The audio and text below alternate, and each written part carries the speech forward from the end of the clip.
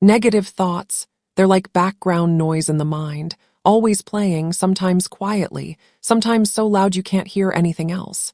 They come in many forms: self-doubt, overthinking, guilt, comparison, fear. The truth is, you can't stop them completely. No one can. But you can learn how to manage them to keep them from controlling your emotions, your behavior, and your peace of mind. Let's go deeper.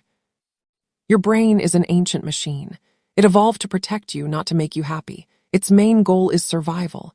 That's why it constantly scans for danger, mistakes, and threats, even when you're perfectly safe. When it finds none, it creates imaginary ones. What if I fail? What if they reject me? What if I'm not enough? These thoughts are your brain's way of saying, stay alert. But in the modern world, these false alarms only cause stress, anxiety, and self-sabotage. So the first step in managing negative thoughts is to understand that they're normal. You're not broken, you're just human. Now, let's talk about the cycle of negative thinking. A single negative thought triggers an emotion. That emotion triggers more thoughts of the same kind. Before long, you're trapped in a loop, a storm that keeps feeding itself. For example, you think, I'm not smart enough. That thought makes you feel sad or anxious. That feeling then creates more thoughts like, I'll never succeed, or everyone is better than me. It becomes a spiral. To break this cycle, you have to interrupt it, not by fighting it, but by observing it. The moment you notice you're thinking negatively, you've already started taking back control. Awareness is the first and most powerful step. Here's a simple method called the 3A technique. 1. Aware. Notice when a negative thought appears. Don't judge it, just acknowledge it. 2. Accept. Accept that the thought exists and that it's okay. Resistance gives it power. 3. Act. Choose a healthy response. Replace the thought with something more realistic or take action to change what you can. For example, if you think, I can't do this, pause and ask, what makes me believe that? Is there evidence or is it just fear? Then act. Let me try step 1. I can figure out the rest. Let's move to another key idea. Thoughts are not facts. Your brain produces thousands of thoughts a day, most of them automatic, repetitive, and inaccurate. But we treat them as absolute truths. That's like believing every headline on social media. The next time a thought says, you're not good enough, ask yourself, who decided that? What's the evidence? You'll often find there is none. Now let's discuss reframing, one of the most powerful tools in psychology and mindfulness. Reframing means changing your perspective on a situation without denying reality. For example, instead of I failed, say I learned something important. Instead of this is too hard, say this is challenging, but I can grow from it. Instead of nothing ever goes right for me, say some things went wrong, but others are still in my control. Reframing doesn't mean pretending everything is fine. It means seeing things in a balanced and constructive way. Next, let's explore the impact of language.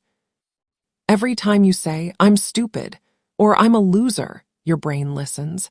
It takes your words as instructions. Over time, these phrases build your identity. So change your language to change your reality. Replace I can't with I'll try. Replace I'm not good at this with I'm still learning.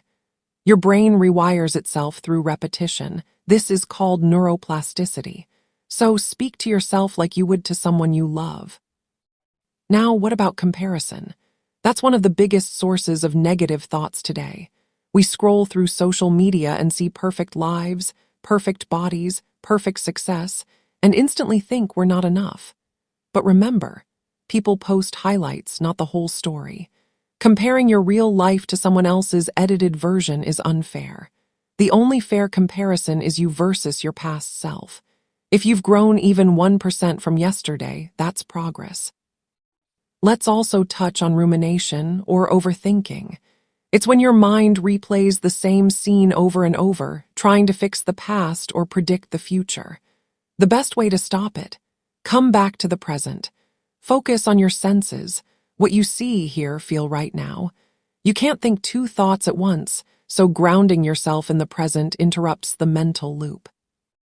Another powerful concept is gratitude.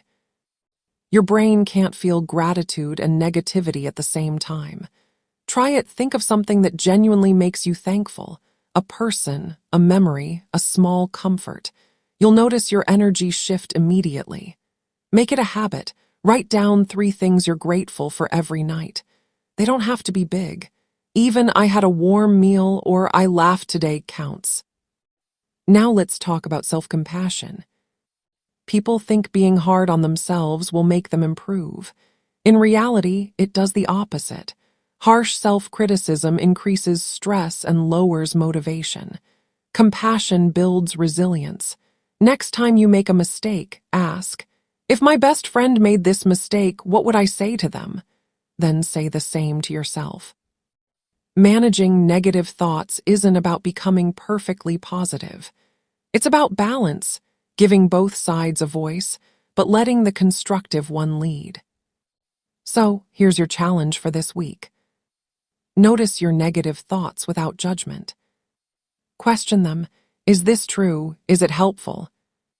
Replace them with balanced, realistic thoughts. Speak kindly to yourself. End each day with 3 moments of gratitude. You'll be amazed how your inner world begins to change, not overnight, but steadily. Your mind becomes calmer, your self-belief grows, and your emotions feel lighter.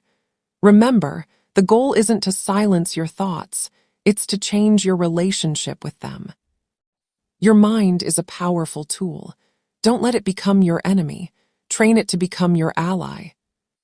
Like and subscribe so you won't miss the next episode.